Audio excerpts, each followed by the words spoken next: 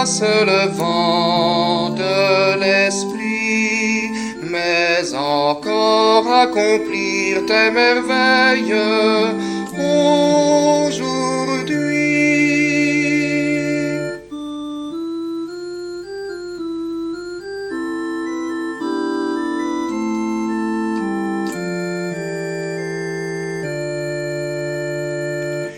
N'as-tu pas sanctifié les prémices du peuple choisi par amour? Illumine tout ce que l'Église met au jour.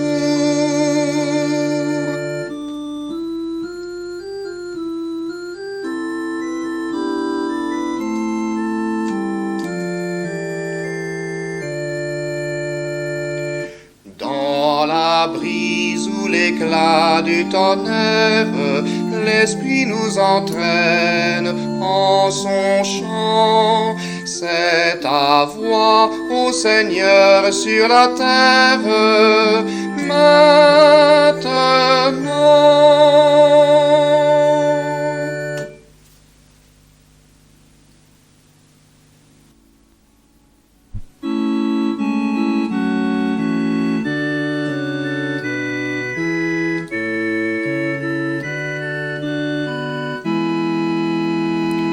Souffle de vie, force de Dieu, viens, esprit de sainteté.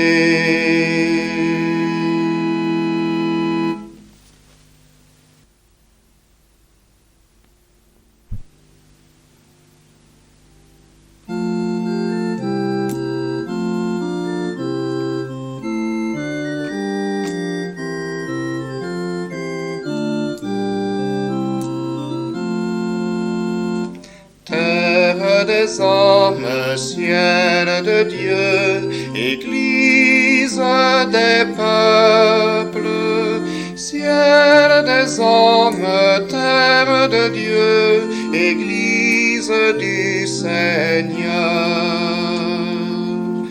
Rassemblés dans le Christ, conduits par l'Esprit, nous proclamons la parole.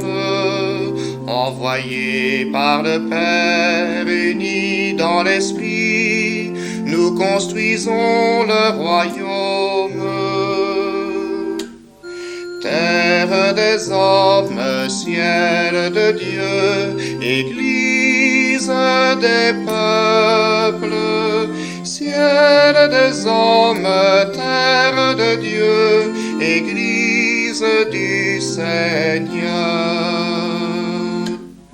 Rassemblés dans le Christ, conduits par l'Esprit, nous vivons parmi les hommes. Envoyés par le Père, unis dans l'Esprit, nous vivons au cœur du monde.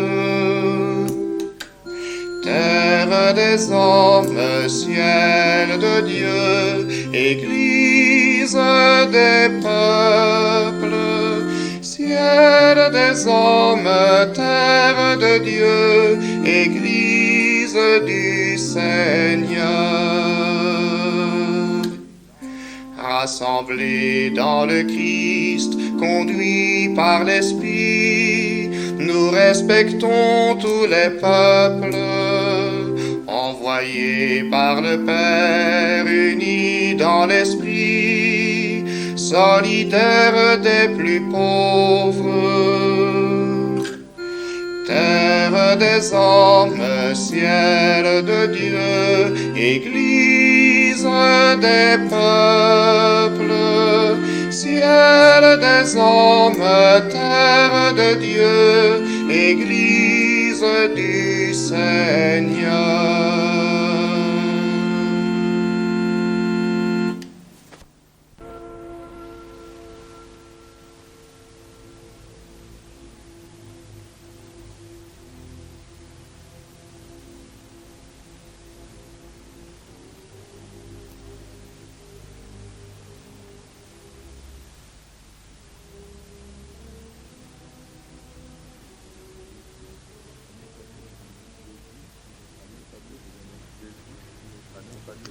Jésus, accompagné de ses disciples, monte à Jérusalem pour y célébrer la Pâque.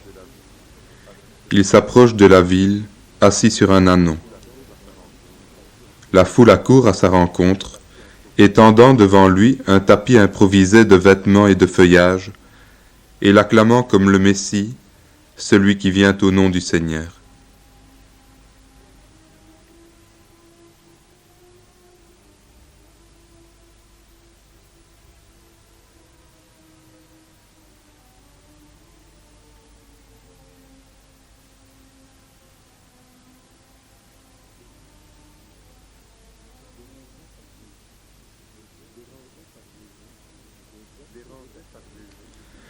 Dérangés par Jésus et exaspérés par son succès, les chefs des prêtres, les anciens et les scribes décident de le supprimer. Mais ils ne savent comment s'y prendre sans ameuter la foule. C'est alors que Judas, l'un des 12 apôtres, vient leur proposer de leur livrer Jésus discrètement contre une somme d'argent.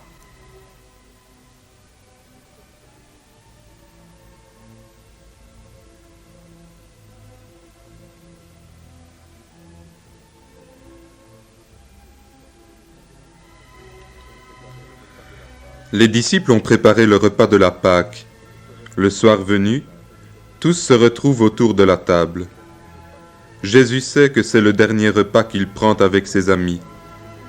C'est pourquoi il partage avec eux le pain et le vin, en signe de son corps et de son sang qu'il va donner par amour pour eux et pour tous les hommes.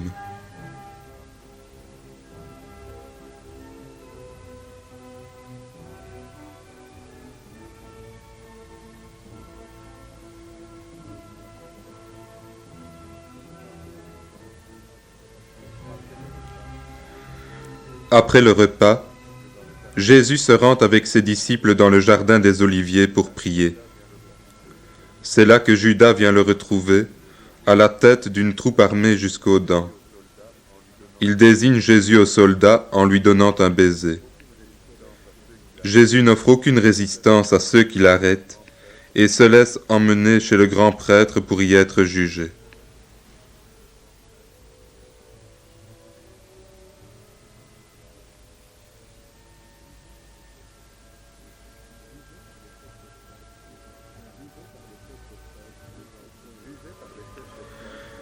Jugé par les chefs des prêtres, les anciens et les scribes, Jésus est conduit chez Ponce Pilate, le procurateur romain, pour y être condamné à mort. Mais Pilate, après avoir interrogé Jésus, se contente d'abord de le faire fouetter, car il ne reconnaît en lui rien qui mérite la peine capitale.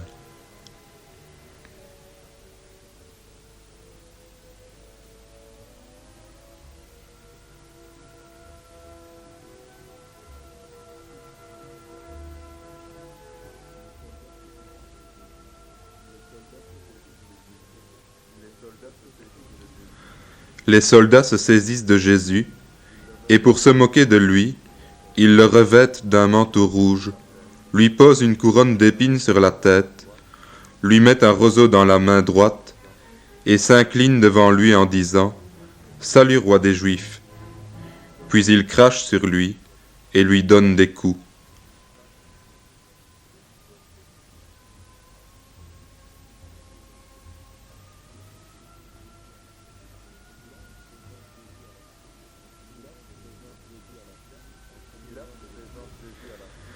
Pilate présente Jésus à la foule en proposant de le libérer. Mais les Juifs exigent qu'il soit crucifié et menacent même le procurateur. Alors celui-ci se lave les mains devant eux pour montrer qu'il ne veut pas être rendu responsable de cette condamnation. Puis il leur livre Jésus pour qu'il soit crucifié.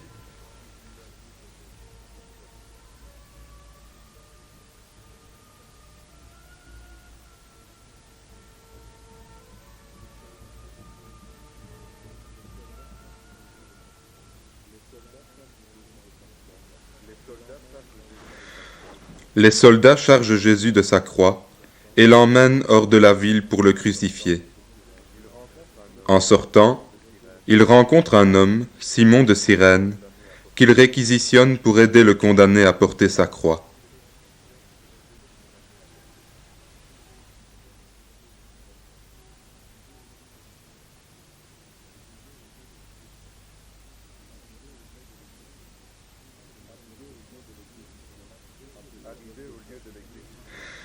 Arrivé au lieu de l'exécution, appelé Golgotha, Jésus est déshabillé et cloué sur la croix, en même temps que 2 autres condamnés.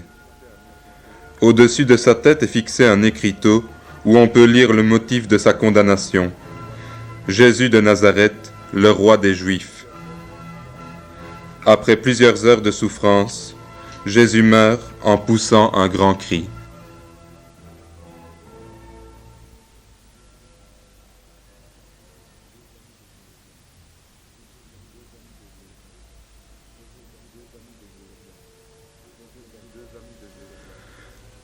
Deux amis de Jésus, Joseph d'Arimathie et Nicodème, viennent détacher son corps de la croix et l'enveloppent dans un linceul. Assistés par les femmes qui avaient suivi Jésus, ils le déposent dans un tombeau dont ils ferment l'entrée avec une lourde pierre.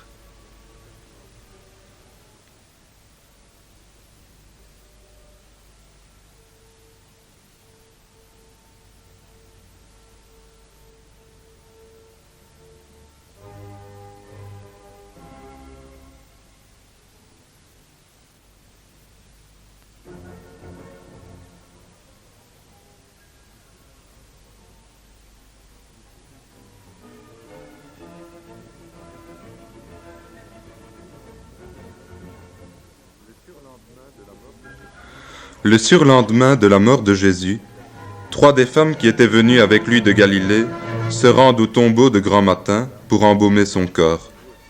Là, elles voient que le tombeau est ouvert et que le corps de Jésus n'y est plus. Dieu leur révèle une grande nouvelle, le Seigneur est ressuscité, il est vivant.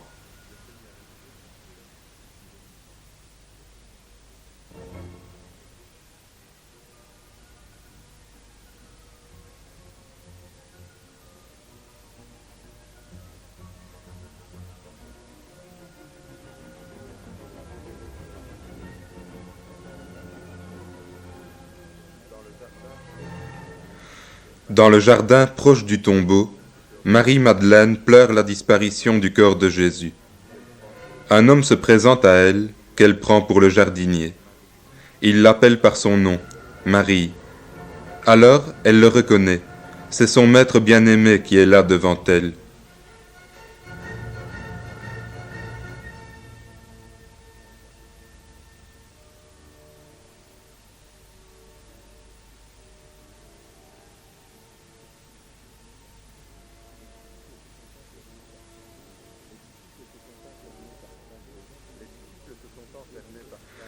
Les disciples se sont enfermés par crainte des Juifs.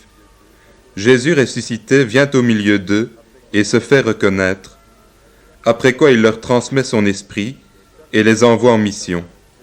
Il charge ses apôtres d'aller annoncer la bonne nouvelle au monde entier.